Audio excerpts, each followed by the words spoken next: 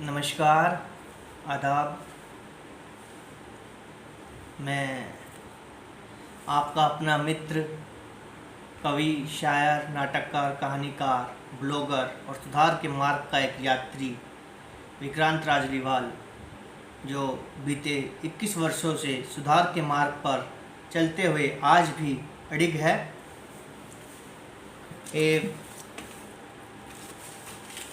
बाल शिक्षा, बाल सुधार, बाल नशा मुक्ति और से संबंधित अपने जीवन अनुभवों को सोशल मीडिया के माध्यम द्वारा आप सभी चाहने वालों को समय समय पर उपलब्ध करवाता आ रहा हूँ। आज मैं अपनी प्रकाशित पुस्तक एहसास से एक एहसास आप सबके समक्ष लेकर आया हूँ। यह ऐसा एहसास है जिससे हम अमूमन गुजरते आए हैं और कई बार भ्रमता के कारण हम भ्रम का भी शिकार हुए हैं। यह ऐसा एहसास है जब हमें एहसास होता है कि हम बदल गए हैं या हमारे व्यक्तित्व में एक परिवर्तन उत्पन्न हो गया है और जो हम वास्तविक हैं वो अब शायद नहीं रहे। तो सुनिएगा और महसूस कीजिएगा आज की रचना बदलते साए के उन एहसासों को जिनको मैं आप तक पहुंचाने का एक प्रयास करूंगा।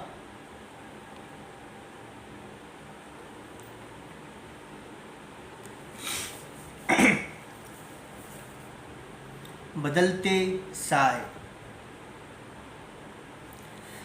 ऐसा क्यों लगता है मुझको किसी मासूम की बेरुखी मुझको सताएगी। क्षमा चाहूँगा, पुनः सुनिएगा। ऐसा क्यों लगता है मुझको किसी मासूम की बेरुखी मुझको सताएगी। ऐसा क्यों लगता है मुझको अपने कत्ल की सज़ा खुद मुझको ही मिल जाएगी। ऐसा क्यों लगता है मुझको अब यह तन्हाई मुझे बहुत रुलाएगी। क्या कोई रोशनी अब मेरे जीवन में भी आ पाएगी। क्यों मैंने अपने ही मासूम साए को मिटाने की कोशिश की थी। क्यों मैंने अपने ही सितमगर को रिझाने की कोशिश की थी। यहाँ मासूम साया वह है जिसे आज हम मिस कर रहे हैं और सितमगर वह है जो अपने होने का एहसास हमें अपने व्यक्तित्व में प्रत्येक क्षण करवा रहा है। तो उस मासूम साए के लिए यह पंक्ति लिखी है। पुनः सुनिएगा और महसूस कीजिएगा, क्योंकि यहीं से आप इस रचना के अंदर एक डीपली प्रवेश कर पाएंगे। क्यों मैंने अपने ही मासूम साए को मिटाने की कोशिश की थी। क्यों मैंने अपने ही सितमगर को रिझाने की कोशिश की थी। ऐसा लगता है अब मुझको कि अपने मासूम साए को मिटा दिया। अपने उस मासूम साए को खुद ही अब जला दिया। क्या हुआ जो उस मासूम साए ने कभी खुद में मेरे साए को देखा था। धूल भरी परत के आईने पर उसने मुझको क्यों देखा था।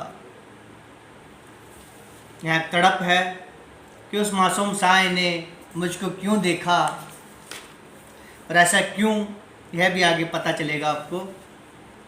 याद है मुझे उस मासूम के वह बचपन के दिन जो हुआ करते थे कभी मेरे भी बचपन के दिन।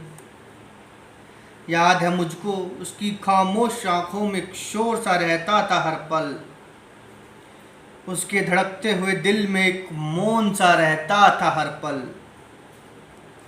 उसके एहसासों से उसकी सच्चाई नज़र आती थी। फिर क्यों अचानक से उसको सब जगह बेवफाई नज़र आती थी। फिर क्यों अचानक से उसको सब जगह बेवफाई नज़र आती थी। क्यों वह खामोश नज़रों में तूफ़ान को लिए फिरता था, क्या उसका भी कोई साथी बनेगा, अक्सर वह यही सोचा करता था। अब वह मुझको कहीं भी नज़र नहीं आता, अब वह मुझको क्यों नहीं सताता। ऐसा क्यों लगता है मुझको कि मैंने उसका कत्ल कर डाला। ऐसा क्यों लगता है मुझको कि मार कर के उस मासूम को मैंने खुद को जिंदा कर डाला। मिटा कर के उस मासूम शख्सियत को खुद ही खुद को आज़ाद कर डाला। याद है मुझको कि उस मासूम के दिल की धड़कनों में ही मेरा ठिकाना था, कहीं पर रहता था मैं उस मासूम के मासूम दिल में ही कहीं पर। अक्सर वह एक साये को क्यों मिटाने की कोशिश करता था, अचानक से फिर क्यों कुछ सोच के वह रुक जाता। उस मासूम को इस बात का एहसास भी ना हो पाया कब मैंने उसको कत्ल कर दिया और खुद को जिंदा कर लिया। अब तो उस मासूम की याद और तन्हाई रहती है हर पल, उसको देखने की और उससे मिलने की ख्वाहिश रहती है हर पल। तकदीर या किस्मत का खेल निराला नज़र आता है, पहले मैं था जहाँ पर अब वह नज़र आता है। ऐसा लगता है मुझको कि कत्ल हो जाने के बाद भी वह खामोश नहीं, अपनी शख्सियत मिट जाने के बाद भी वह खामोश नहीं।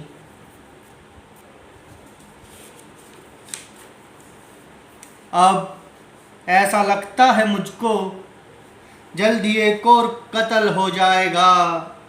अब ऐसा लगता है मुझको शायद वह भी जिंदा हो जाएगा।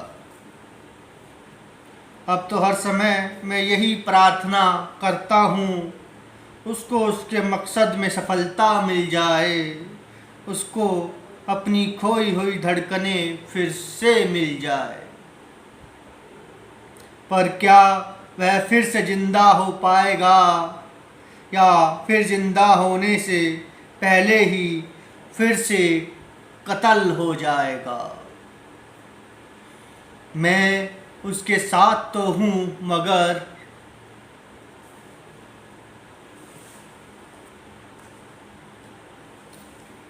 यह थे एक एहसास प्रकाशित पुस्तक एहसास से।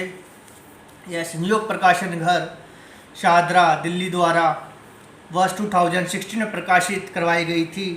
दरअसल आरओ पब्लिकेशन हाउस दरियागंज के पास गया था मैं, और उन्होंने शायद आगे ठेके पर संयोग प्रकाशन घर से यह पुस्तक प्रकाशित करवाई, और उसी दौरान दिल्ली विश्व पुस्तक मेला में प्रदर्शित भी करी गई, परंतु इसका डिस्ट्रीब्यूशन नहीं हुआ, इसीलिए यह मार्केट में नहीं आ पाई। इसकी मेरे को 500-7,000 कॉपी मिली थी, जिनको मैंने साहित्य प्रेमियों में निःशुल्क डिस्ट्रीब्यूट कर दिया, और अब केवल कुछ ही प्रतियां मेरे पास शेष हैं।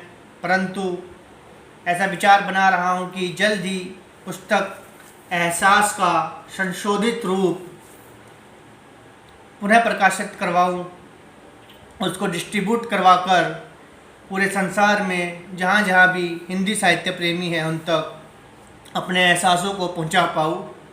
इसके लिए आप सभी का प्रेम और आशीर्वाद मुझको चाहिए।